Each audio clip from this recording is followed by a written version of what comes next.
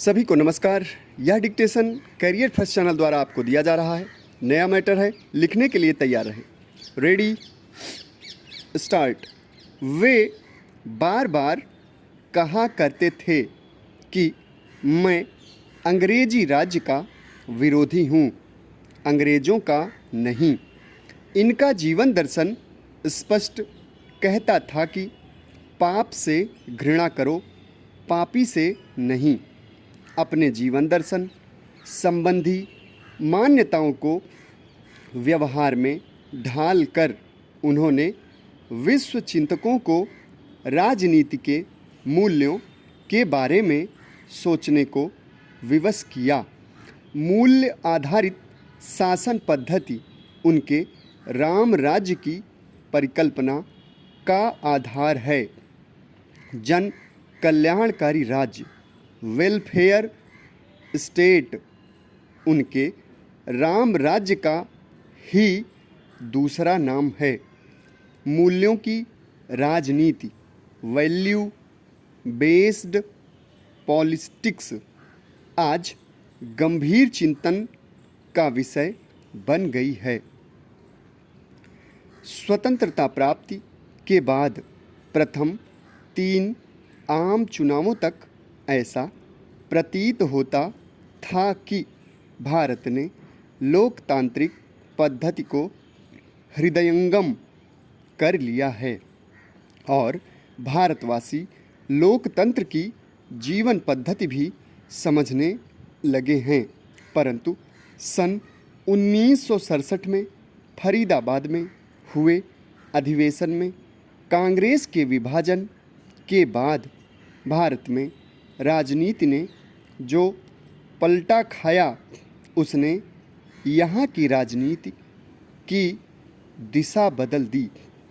सन 1967 के बाद के निर्वाचनों में राजनीतिक मान्यताओं का जो रूप उभर कर आया, उसने उक्त धारणा को निर्मूल सिद्ध कर दिया और इसी के साथ भारतीय राजनीति में क्रमशः नैतिक एवं चारित्रिक पतन दिखाई देने लगे।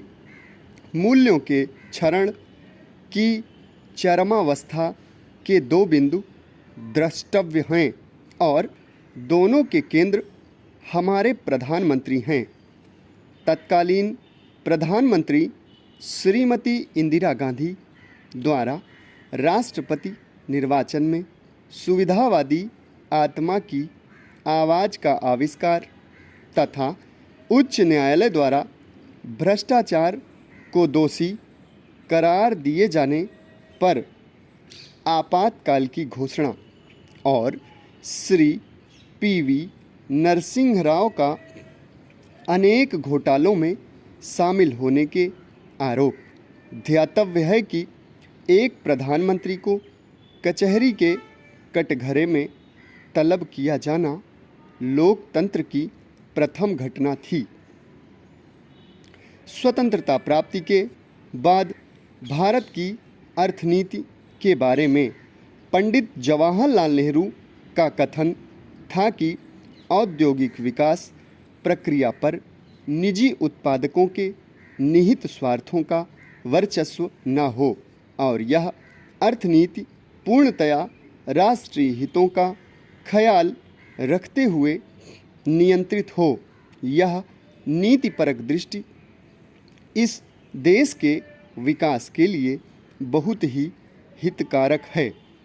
पंडित नेहरू द्वारा निर्धारित अर्थनीति मिश्रित अर्थव्यवस्था थी, अर्थात भारी उद्योगों और लघु उद्योगों का साथ साथ समानांतर रूप से विकास होता रहे।